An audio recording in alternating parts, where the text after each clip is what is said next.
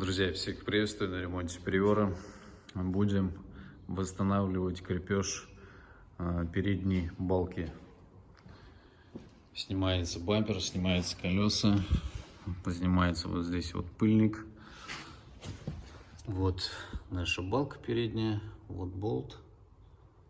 И внутри вот такая вот система, вот эта вот гайка, она приварена к лонжерону.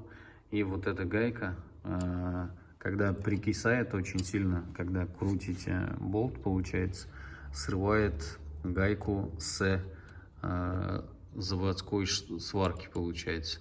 Сейчас в данный момент мы здесь обвариваем, достаем болт, хорошенько смазываем, обратно закручиваем болт, потом закрываем крышкой, обвариваем здесь все, зачищаем и после грунтуем. С одной стороны у нас заварено только что толстый шов, с этой стороны уже заварено, обработано, то есть эта смазка, медная смазка всегда очень хорошо себя показывает. Этот болт он уже затянут, смазан, ну и соответственно уже осталось только закрыть вот этим вот металлом.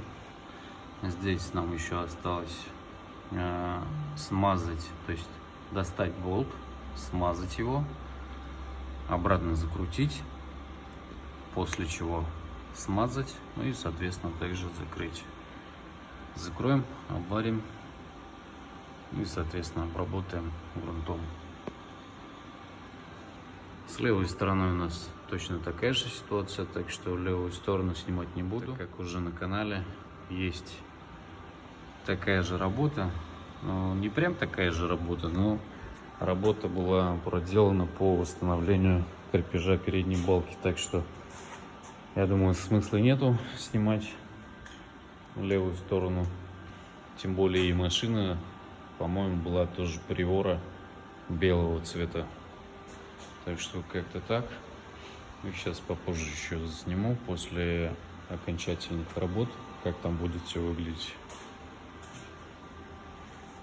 Правая сторона готова, будем переходить к левой стороне. Пока будем делать там, здесь у нас уже подсохнет. Уже говорил то, что не имеет смысла снимать по левой стороне, так как там у нас все аналогично. На этом все. Всем пока.